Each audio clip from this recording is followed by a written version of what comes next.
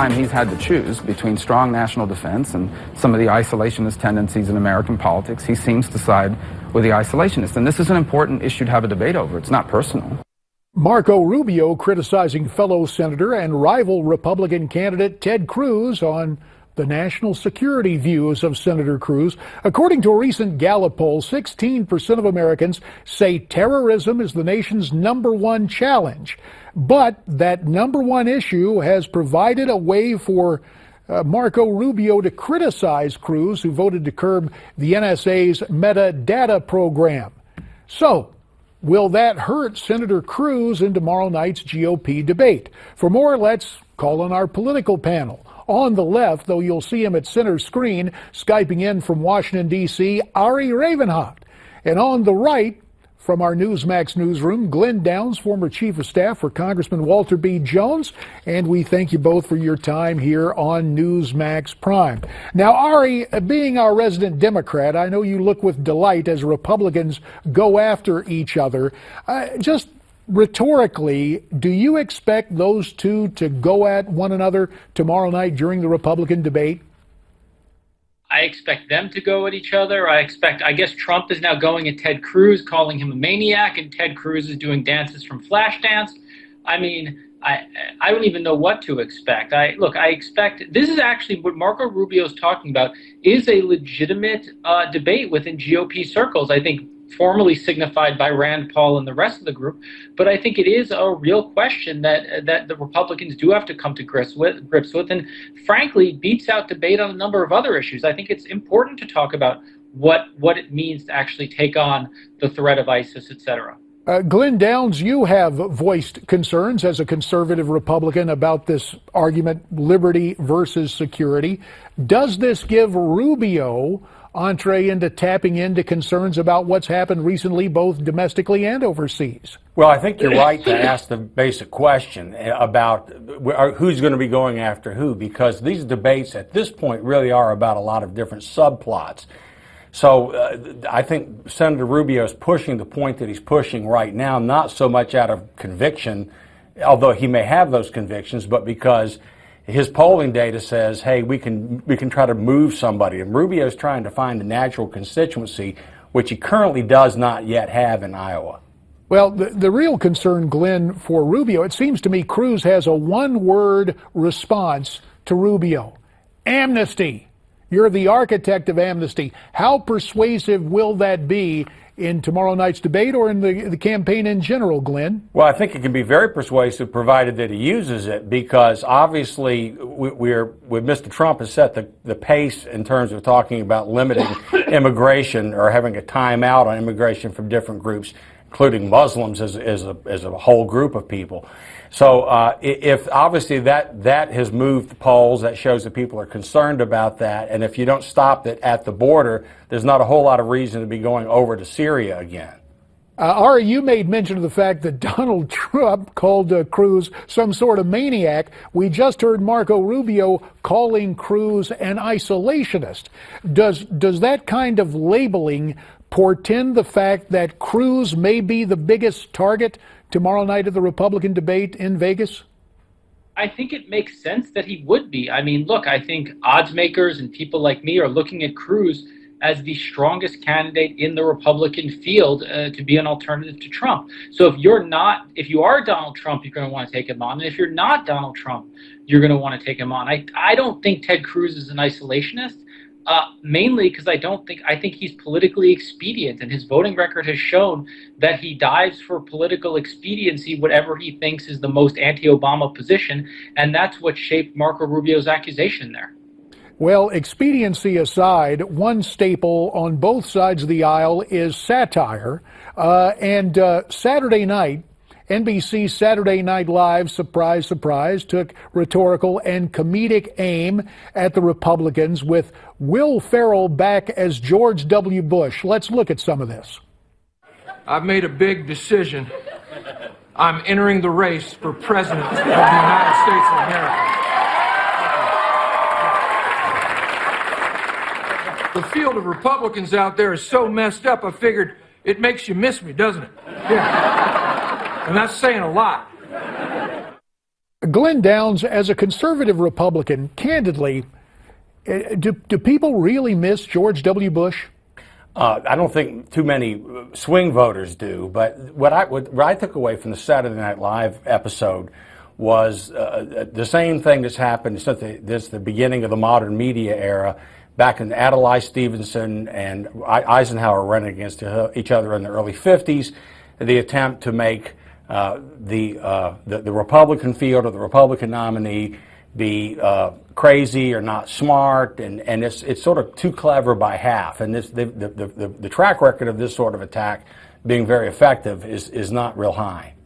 Well, we know back in the 50s on 2 occasions the Democrats were madly for Adlai, but that was then, this is now.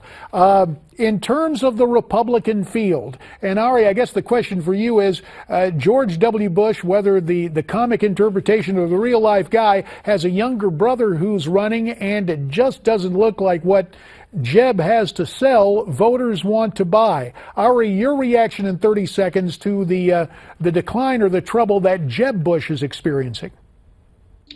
Look, I wrote a message to somebody else today on a totally different issue, and I said, good candidates, the trick to winning elections is have a good candidate. The trick to losing elections is have a bad candidate. And Jeb Bush is a bad candidate, so it doesn't matter how much super PAC money he has, his family name. He turned out to be a horrendous candidate. And guess what? Bad candidates lose elections. It's pretty basic in politics. As for Saturday Night Live, I mean, they've been skewering everybody. Their Hillary Clinton impression, their Larry David, Bernie Sanders. Well, I tell you what we'll do, Ari, we're going to have you and Glenn come back, and we can take a look at the Democrats, maybe skewer them. That's up next here on Newsmax Prime.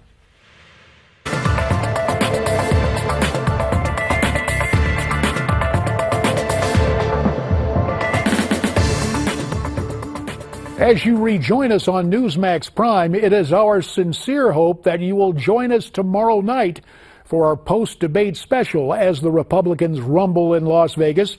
Tune in at 10:30 Eastern, 7:30 Pacific tomorrow evening for our post-debate special on Newsmax TV. And now, as promised, we continue our debate before the debate, welcoming back Ari Rabin-Havt, who at one point in time was a counselor to Senator Harry Reid, and also is heard on the Progress Channel on Sirius XM Radio. He joins us from Washington, and rejoining us from the Newsmax newsroom, the longtime Chief of Staff, Congressman Walter B. Jones of North Carolina, Republican conservative Glen Downs. Now, Ari, before the break, I promised you we would give your party equal time. And when we take a look at the Democrats, it doesn't look like there's a whole lot of movement in the polls. Hillary Rodham Clinton with comfortable leads both in Iowa and New Hampshire. Ari, a whole lot of people are still talking about what amounts to a smoking gun memo from someone in the Defense Department about Benghazi, but the dominant media culture has not paid any real attention to it. So is Hillary safe? In the Democratic primary? Yeah. Look, I think you're never safe until the ballots are cast. Does she have a lead? Yes, but Senator Sanders is running a very strong campaign. He picked up an incredibly important endorsement last week, that of the Working Families Party, which is the fusion ticket party primarily in New York, but spreading 10 states around the country, which is backed by labor. And that's an incredibly important endorsement because they actually have boots they can put on the ground. A number of other progressive organizations are going to be endorsing. And look, I think a lot of things can happen between now and Iowa. So is she the comfortable lead right now? Yes. Is she safe? No. Bernie Sanders is running a very good campaign. Well, in addition to the spirited efforts of Socialist Senator Bernie Sanders, Glen Downs, you also have a sneaking suspicion that some folks at the White House who may not be enamored with Ms. Clinton may drop the bomb via the Department of Justice. Your take on that? What are you hearing from D.C.? Well, there is an awful lot of talk that the whole email situation may not have come from a legal standpoint, may not have been put to rest. And that one way to clear the field for Mr. Biden, should that happen, would be to drop the dime on Mrs. Clinton sort of very late in the game, and which would leave Biden as being the obvious nominee in waiting, at least where the establishment of the Democratic Party is concerned. Well, and again, Ari, I will publicly acknowledge, back when we were talking about Biden, you said the guy is not going to run. So, okay, and again, this is the second time I've publicly acknowledged that, at least in an earlier context, you were correct. But let me ask you about something else that has just recently come up. Apparently, Congresswoman Debbie Wasserman Schultz, also the chairman of the Democratic National Committee, has drafted up a plan looking to put $20 million in taxpayer money into Democrat coffers for next summer's convention. Now, we should also point out her plan is bipartisan. It would give $20 million to the Republicans. The Republicans say they don't need it. Should taxpayers, in essence, provide welfare to the Democrat National Committee? Well, first, there's been a longstanding tradition, I should say, of taxpayers do foot the bill for the conventions. Now, I actually agree with you, JD. I actually don't think taxpayers should fund political conventions for major parties. They're essentially week-long infomercials, and neither party should do it. And I understand why Debbie Wasserman Schultz is dropping that bill, but I would, if you ask me, I think political parties should fund their own conventions. Wow, we may have historical unanimity here. Glen Downs, your take on this? Well, JD, as you know, the whole idea of public financing of conventions came out as part of this campaign finance reform stuff some years back, and we're trying to limit money. Now all bets are off. There's literally unlimited money that can be raised and is raised by these different candidates and different committees, and so this is just nothing but welfare for both parties.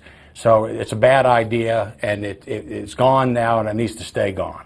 Yeah, welfare for politicians, often under the guise of public financing. Ari, maybe you have a little different view when it comes to candidates raising money on their own. Can you make a case for public financing in 30 seconds? Yes, but look, I think it would require a wholesale reform of our political system. Public financing under the system created under FICA has obviously huge flaws in that it's impossible at this point for a candidate who is publicly financed under that system to compete, so no candidate would take it. But a non-corrupt, publicly financed system of elections would be far better than what we have now. Unfortunately, under current law, it's just not practical.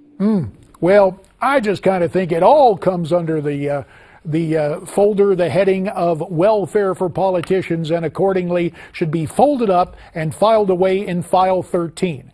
But that's the way I see it. Ari Rabin-Havt and Glen Downs, we thank you for the debate before the debate tomorrow night. And your comments about what Ari and Glen had to say, send me those comments at newsmaxtv.com/comments. The way I see it.